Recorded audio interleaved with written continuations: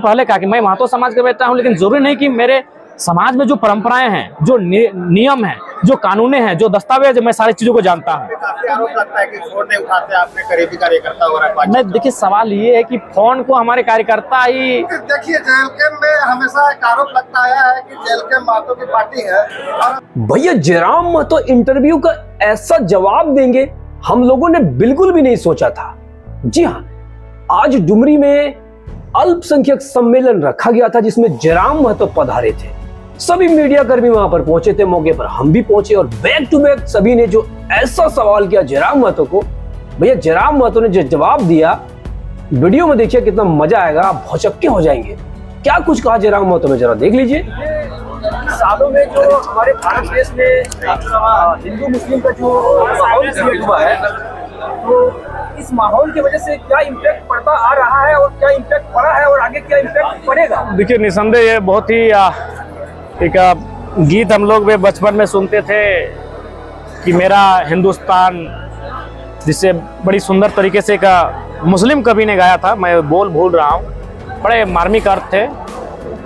एक दौर था जब लोग गाँवों में रहते थे और उनका एक सोसाइटी हुआ करता था।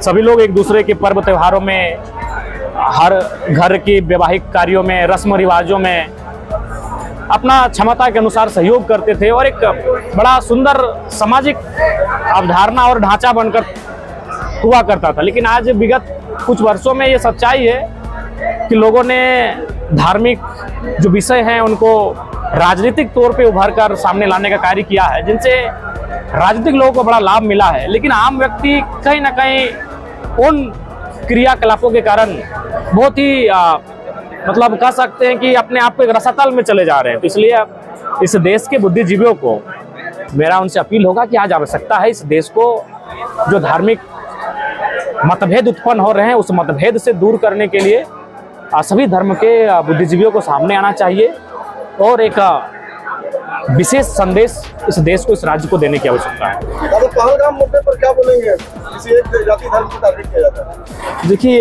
खेदजनक है, जिन लोगों ने यह कार्य किया है निसंदेह उन पर कार्रवाई हो, और जो वहाँ के स्थानीय लोग हो, चाहे वो किसी धर्म से हो, उन्होंने पुरजोर विरोध किया है और उन्होंने इस घटना का निंदा भी किया है। तो निसंदेह जो लोगों ने इस कार्य को किया है उन पर कठोर से कठोर कार्रवाई हो, सरकार को इस पर एक्शन लेने की आवश्यकता है। आज का सम्मेलन का क्या उद्देश्य है? आज का सम्मेलन का उद्देश्य यही है कि सभी समाज के लोग बड़ी उम्मीद और आशाओं के साथ जेएलके परिवार के साथ जुड़े, उनको अपने सामर्थ्य के अनुसार मत देने का कार्य किया। तो लिहाजा सबका साथ सबका चलेगा कैसे, हम लोग सब एक यूनिटी के साथ बनकर बढ़ेंगे कैसे, उस पर चर्चा परिचर्चा है। और लगातार नियमित समय के अंतराल में लगातार सभी विंग, सभी विभागों से बातचीत होती रहेंगी ताकि हम लोग इस परिवार को जो एक प्रगाढ़ संबंध से और मजबूत किया जा सके। आप पे काफी आरोप लगता है कि फोन नहीं उठाते, आपने करीबी कार्यकर्ता हो रहा है। मैं देखिए, सवाल ये है कि फोन को हमारे कार्यकर्ता ही वो इतना प्रचार कर चुके हैं कि पूरे राज्य, पूरे देश से लोगों का कॉल आता है और मामूली से मामूली विषय पे चलाता है। तो इसलिए क्या होता है कि जब उनका इम्पोर्टेंट कॉल आता है तब तक कई ऐसे लोग होते हैं जो अनावश्यक अपनी बातों को कैसे है, हम तो मतलब सिर्फ जानने के लिए कि फोन किनका है हम सेव कर रहते हैं, जांच रहते हैं। तो इसके लिए हमने एक प्लेटफॉर्म तैयार किया है कि आप कम से कम हमारे साथ साथ हमारे जिस पंचायत से आप हैं, चलिए ठीक है, प्रखंड भी बहुत बड़ा होता है, कम से कम आप अपना पंचायत अध्यक्ष का नंबर रखिए, आप निश्चिंत डायल किया, अगर हमारा नंबर डायल कर नहीं रिंग हुआ अपने पंचायत अध्यक्ष को डायल कीजिए, तुरंत आपको हमारी गाड़ी तक जहां हम हैं उस इर्द गिर्द आपको पहुंचा देंगे, ये गारंटी है। एक सवाल रहेगा जरूर कि क्या गरीब बच्चों को बेहतर शिक्षा लेने का हक है या नहीं? अगर है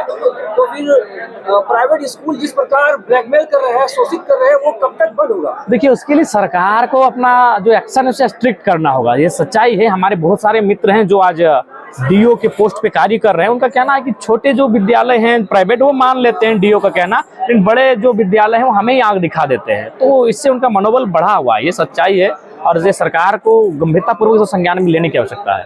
आप अल्पसंख्यक विंग में आए हुए हैं, अभी वक्त संशोधन बिल जो है इसमें क्या करना चाहेंगे? निसंदेह मैंने वही कहा कि कोई भी जो बिल जिसको हमें लगे कि नहीं ये परिस्थितियों के अनुसार, स्थितियों के अनुसार उचित नहीं है, तो उस पर जब तक हम लोग बैठेंगे नहीं, क्योंकि मैंने पहले कहा कि मैं महतो समाज का बेटा हूं, लेकिन जरूरी नहीं कि मेरे समाज में जो परंपराएं हैं, जो नियम हैं, जो कानूने हैं, जो दस्तावेज, मैं सारी चीजों को जानता हूं। तो मैं जब अपने समाज के रीति रिवाजों से अभी अनभिज्ञ हूँ, मैं सीख रहा हूँ, तो अन्य समाजों के जो रीति रिवाज हैं, जो परंपराएं हैं, उन पर मैं कह दूं कि मैं सारी चीजों को जानता हूँ, तो ये उचित नहीं होगा। इसलिए मैंने इनसे कहा कि ऐसा विषय आता है, आप लोग बैठिए, हम लोग जिस विभाग का आता है, अगर शेड्यूल का भी आता है उनके साथ बैठेंगे, माइनॉरिटी का विषय आता है उनके साथ बैठेंगे, एससी समाज का विषय है उनके साथ बैठेंगे, और उसके बाद जो निष्कर्ष आएगा फिर हमारी राय जब आप रखेंगे तो आपको एक लगेगा कि हाँ क्षण करिए राय सामने आई है। अभी तक जितनी भी राजनीतिक पार्टियां हैं, जो विरोधी पार्टियां हैं सत्ताधारी सरकार की, सभी ने अभी तक विरोध मार्च निकाला है, लेकिन जेएलके की तरफ से अभी तक कोई रिस्पॉन्स नहीं देखने को मिला। इसमें क्या करना चाहेंगे? देखिए, मैंने आपको पहले ही कहा है कि जब तक हम लोग बैठेंगे नहीं, जेएलके में एक नई पार्टी है,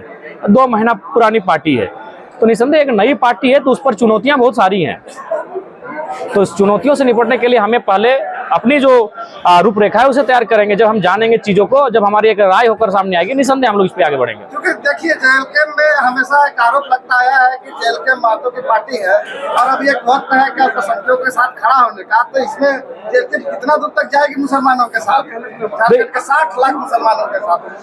निसंदेह पहले उस विषय को हम लोग अध्ययन करेंगे, और उसके बाद जो निष्कर्ष सामने आएगा, और हमारे संगठन में जो अल्पसंख्यक समाज के युवा हैं, जो पार्टी में बड़े पदों पर है, उनकी जो राय आएगी उसके बाद हम लोग उस पर चर्चा करेंगे। युवाओं के लिए क्या संदेश होगा आपका समस्त झारखंड वासियों के लिए? युवाओं के लिए संदेश यही है कि आप लोग अपने लक्ष्य के प्रति ध्यान केंद्रित रखें और नित्य मेहनत करते हुए आगे बढ़े। धन्यवाद।